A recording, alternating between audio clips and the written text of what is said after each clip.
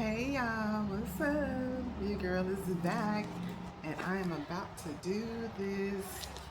I'm gonna tell y'all the story of my life, and that's 60 years plus actually, because a lot has happened even this year. And this year is like literally almost halfway over.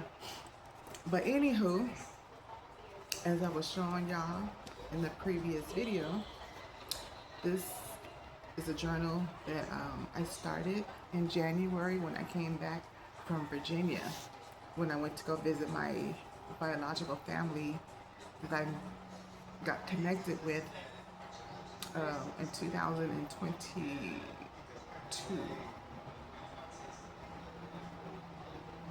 Yes.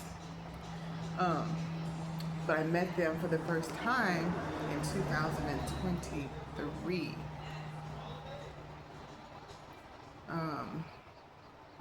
I think that's correct. So let me see if it's in here. But anyways, so basically,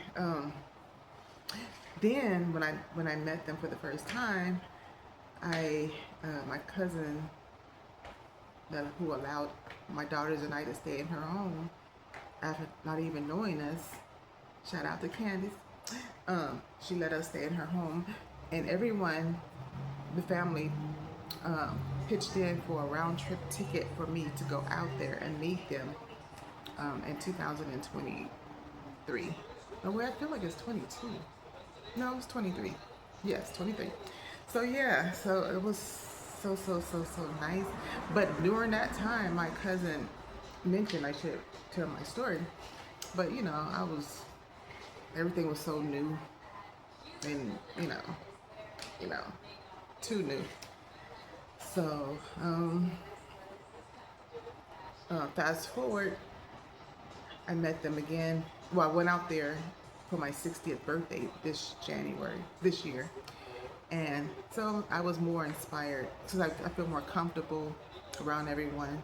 And mind you, I never met my biological mom or dad. You know, that'll come in later in the story. But so so after the second visit, I was inspired. So I came home in January from vacation, and I went and bought this journal. And this is a journal that for people who's never written books before. And so it basically gives you a topic along the way to talk about. Because I started writing, as you can see, all the blue. I started writing since I've been writing since January. However, I decided to just tell my story on YouTube along with this guide. I'm still going to use this as a guide, but I'm just going to tell my story in parts. So basically, I don't know. I feel like I think I was procrastinating just because I guess I was kind of nervous because once I get started, I can't really stop. I got to do. I'll be doing parts at a time. I'll just only do it from home. In between work. So I just got home from work not too long ago. Got myself together. And, now I have some time to go ahead and start with the introductory. So today will be just basically the introductory of what I'll be talking about. My life has been a journey. I know all of us have stories of our lives, but this parts of this is definitely going to be, you're going to need some Kleenexes because it's definitely going to be a tearjerker. A lot of emotions. My childhood was pretty rough. Never a dad in my life. Never had a father in my life.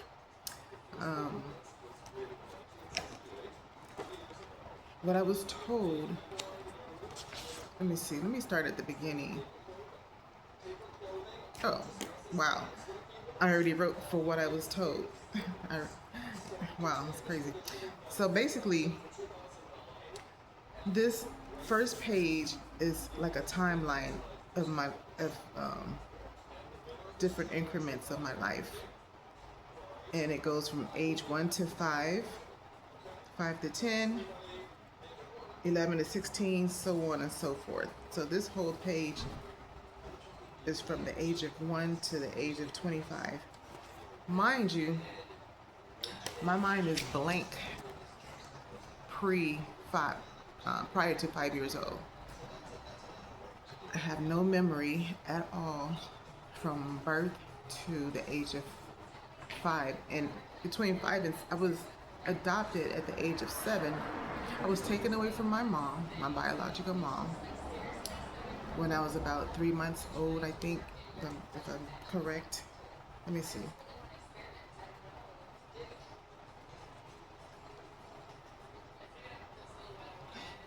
Yeah.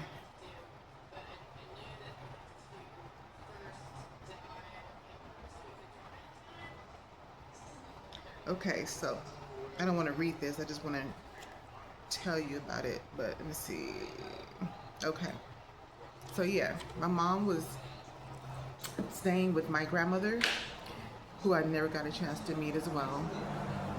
Actually, my grandmother, who had passed away at the age of 96 years old, a year before I met I guess in 2021. Yeah, 21. She passed away, I think, in 2021, if I'm not mistaken. It was a year prior to us meeting, which I could have met her. But anyways, my mom was staying with her, and my mother, from what I was told, she had, when I got taken away, she had went out with an older gentleman, and my mom had wrote me a letter that I retrieved along with my adoption papers, January of, she wrote the letter January of 96. However, I didn't get it. I didn't get any of this information until 2021. My oldest daughter gifted me 23andMe along with an additional form that I needed to send off to start a search. That's how everything got started. But anyways, so basically I was told that my mom had said in her 3-page letter that I have, that she had been searching for me all her life. She explained, she said my grandmother, she lived with my grandmother and my grandparents, and my grandparents were very Christian oriented, very much so. The whole family is actually, I've learned that since, meeting everyone is Christian oriented, which is great, So basically, my mother she had been out all night, and she said she was dealing with the older person who kind of held her against her will all night. This is just what she said in her letter that I have. So she said that when she got home, she was kind of nervous because of my grandmother being Christian oriented and very strict. So she said that she kind of noticed from a distance that she saw my grandmother and someone else putting me in the car and taking me somewhere, but she didn't know what was going on at the time, and she was scared. So and this is just what she said in the letter. And she wrote this letter, like I said, January of 96. So basically, during that time, I was actually being taken away. I guess my mother she had done this, I guess, several times. And my grandmother already had a house full of people, I think, living with her, like family members and stuff. But she just wasn't going to tolerate me as a newborn and my mom constantly being out and stuff like that, living worldly, So I was taken to the foster home, and although some of the family members did try to get me back, including I think my grandmother too. They tried to get me back as well as my mom. However, it was back then, I guess it was harder to fight the court system, and once I was there, that was it. So I just I they several family members tried, you know, but it didn't happen. So um, I ended up being in Virginia. From what I was told and the pictures that I saw, um, I was told that I looked so much like my mom that they said I look just like her, and the pictures shows that I do. Um, my mother had said in the letter that when uh, she said that the guy who she was dealing with was older than her. She was 19 at the time because she had me at the age of 19. I had my first daughter at the age of 19. That's crazy. But so she said that she didn't know he. She said he was. She said she didn't know he was married until later on or something like that. And then she said that once he found out she was pregnant, that was the last time she heard from him. There was no more. There was no more communication or nothing.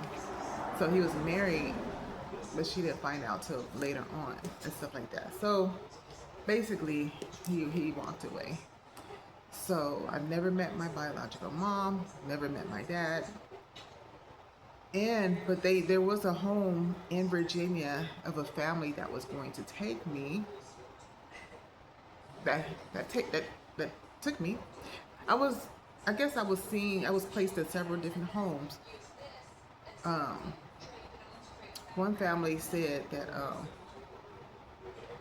my skin was too dark. True story. That's what it said in the adoption paperwork. I have a stack of papers that was sent to me. Um, so I've been reading through them and all that. Another family, the mom got ill. The mom got ill. She got sick, and she could no longer take care of me. And then another family in Virginia had adopted me. However, and they knew my family. They knew because my family, the Griffins is large out there. It's a large family, so a lot of people knew the Griffins, and so the family that ended up trying to adopt me, they knew my family, but my mom went over to their home and shot a gun up in the air because that was her way of trying to get me back or whatever. Like, she wanted me back, so she was trying to threaten the family, which is not the way to do things. However, because she did that, the family no longer wanted to keep me because my mom knew where they lived at and she knew where I was going to be living at, and the family wasn't. They didn't want to deal with that. That was already her going over there shooting a gun up in the air. They was like, no. So therefore, the court system decided to take me out of Virginia, and so the lady that adopted me lived in St. Louis. So coincidentally, both my adoptive mom and excuse me, and my biological mom, their initials were the same.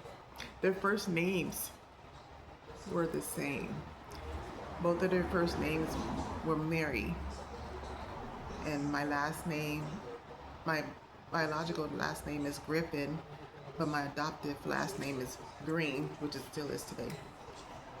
So yeah, all that happened. And so I was adopted, and then I went to Virginia, and that was the end of that. All the way up until 2022. But anyways, let me see, what else can I say as far as let me see. Oh yeah, so everything I wrote right here, I just said it. Yep, I was adopted again at the age of 7. I was 7 years old when my mother adopted me. And then I flew to St. Louis, Missouri, which is where she lived, and met her at the airport. Never knew my father, like I said. Uh, it really skips ages. It skips a lot of my life. It goes from 6 to 10, and then 11 to 15. So basically, I'm gonna slow it down because it's like skipping a lot. So, yeah, so again, from the age of 5 to 7, I don't really remember. I remember being in a couple of different homes as a child, but I don't remember. Like I'm pretty much blacked out. My mind is blank. Like I said, prior to 5 years old. But anyways, so I was in St. Louis, moved to St. Louis, lived in her home. Of course, lived in my mother's home, my adoptive mom's home, and then and yeah, just I was very shy. I've always been shy, and that was even said in my adoption papers.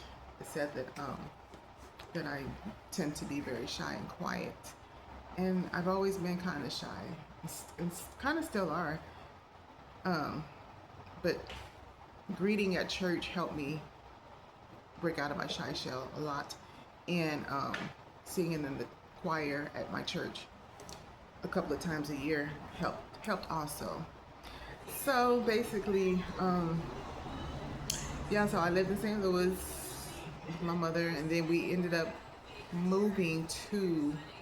We had a farm 2 hours away in Illinois, so we would go out there every weekend.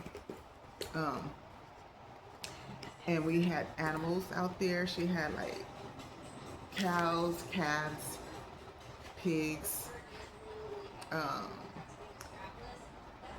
ducks, like a pond with ducks, like geese, a straight farm, y'all, and chickens. So basically, we would go out to the country every weekend. We had a mobile home. It was a 2-bedroom mobile home, nice size actually. 2 bathrooms, the living room, kitchen. Yeah. So we would go out there every weekend from the age of I guess 9 till 11. No, wait, let me see. Yeah, I guess we went out there. Yeah, I think between the age of 9 and 11, we would go on the weekends to stay. And then we ended up moving out there at the age of 11 until the age of 13, is when I came out here to California. I've been in California since the age of 13. So basically, we would go out to the country and stay in our mobile home, tend to the animals. And during those times was like one of the roughest times of my childhood. Lots of responsibilities. My mother only had one son, and she didn't raise him. I don't know why, but she didn't raise him. So so basically, I was adopted as an only child with her. We ended up moving out here and meeting her son. I ended up meeting my brother, I guess, my brother.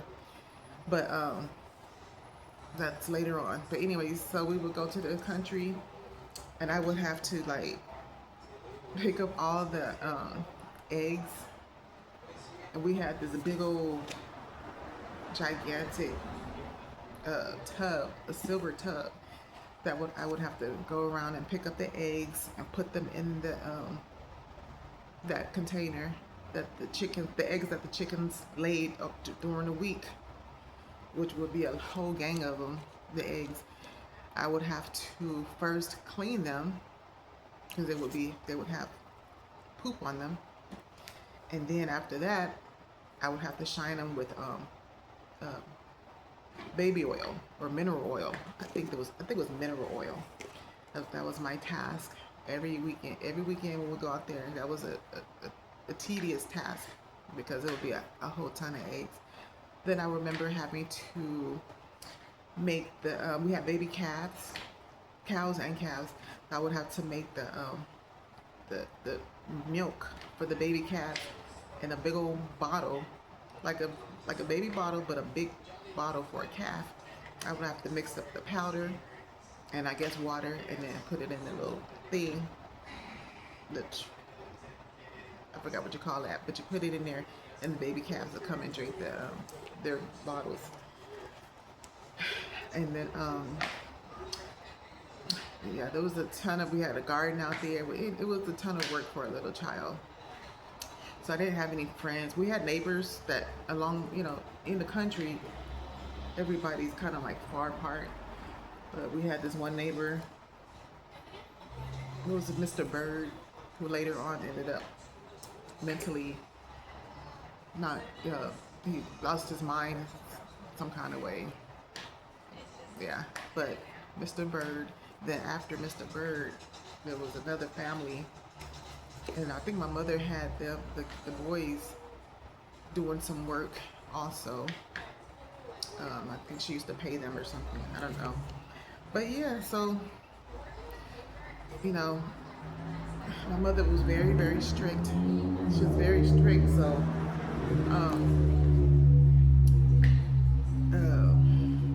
those days, I really, got a lot of whoopings with extension cords and country switches. Those were the worst days of my life. Some of the worst days of my life growing up, because to be spanked with either or was horrible, because the country switches was like they would move. They would be green, no leaves, just straight, and they were thick like that. And I used to always wonder what did I do so wrong to get, because I was in the country. I mean, of course, there's kids do bad things. We all, of course, I'm not saying that, but I used to be afraid. But she was just, I was afraid to do stuff bad because I knew what would happen. But them and the extension cord, that was horrible. To this day, I never beat my kids with nothing that would leave a bruise on them. I used to get slaps across the face to where I would see handprints on my face.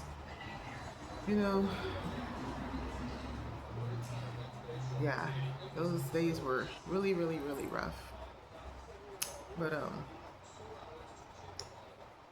and so I remember I used to always try to, every time she would leave to go to work or something, because back then you stayed at home by yourself.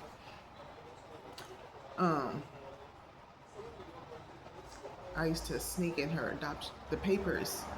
She had this little blue trunk, and I used to sneak in there to try to see if I could find the papers so I could see who my real mom was, and so I can try to find her. But all the adoption papers had my adopted mom's name on them, and that's it. Even the birth certificate had her name. So I used to always go and search because I was like, how can you adopt somebody and just treat them this way? Why do you want to adopt somebody, a child, and treat them like this? And I'm not saying every single memory was bad, but the sad part is, I don't remember us telling each other that, I don't remember my mom telling me she loved me. I don't remember that. It's in here. I wrote that in here. I remember. I can almost do this story without this because I remember everything, but this will guide me along the way, like I said.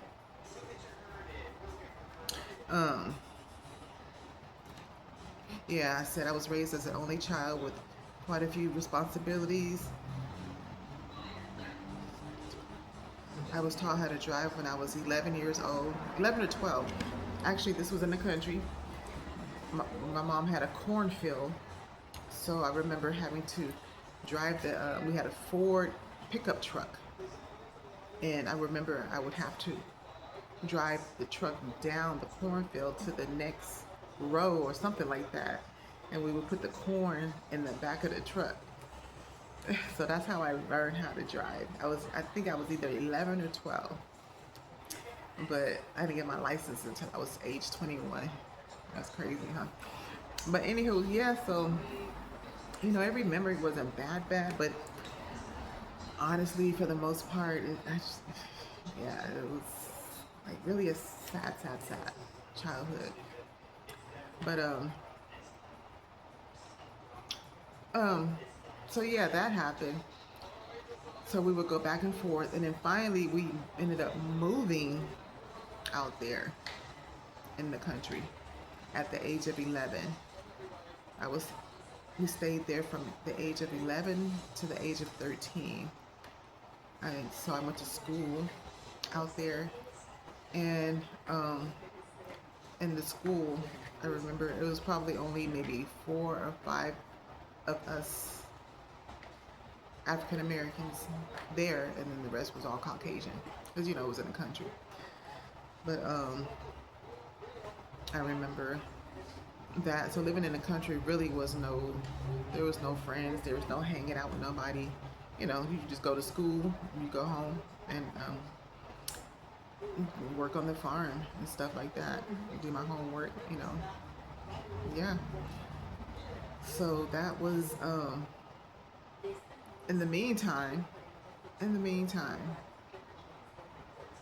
um, again, there was no father ever in my life, never ever, and I didn't know my biological mom, and that my adoption mom uh, didn't show a lot of love, but so I had to learn how to love as I got older in life. I was a little angry, I guess. I was easily, what do you call it? Took everything personal, in some of my work sites. I remember that, and I didn't know I was the way I was until later on in life, until I changed. And so now I look back at how I used to be, and I'm like, wow, I was a mess. But yeah, so basically, y'all, this is just the introductory of my life, and I would definitely be back for part one soon. So stay tuned, because it's something that I need to do. I never really talked about my life except maybe here and there to my daughters. I talked to my daughters about everything, about how I was raised and stuff. That's why I've always felt that you can talk to a child and get your point across without cussing, without yelling, and without beating them. There's times where you would have to fuss, and you would have to fuss at your kids and spank them, yeah, but not put bruises on them and slap them and all that kind of stuff. It doesn't take that for a child to listen. It doesn't. Oh gosh. So I got my door open, y'all, so you can hear everything outside. But yeah, y'all, so I just wanted to do the introductory of my life. And like it says, like this book says, the story of my life, if a story is in you, it must come out. So it's coming out. Y'all, so stay tuned for part one. And if y'all want to support me, I'm going to leave my Cash App, which is Life of Lily 5300. Let me just tell y'all. It's LILI 5300. And I'll put it in the title as well. Just to support me along with this journey, because this is going to be a long journey. And I would appreciate $1, 50 cents, whatever. just some support and love, and follow me while I tell my story. But y'all stay tuned for part two. Give this video 1,000 likes, and part one will be coming soon. This is just introductory. All right. Have a blessed day.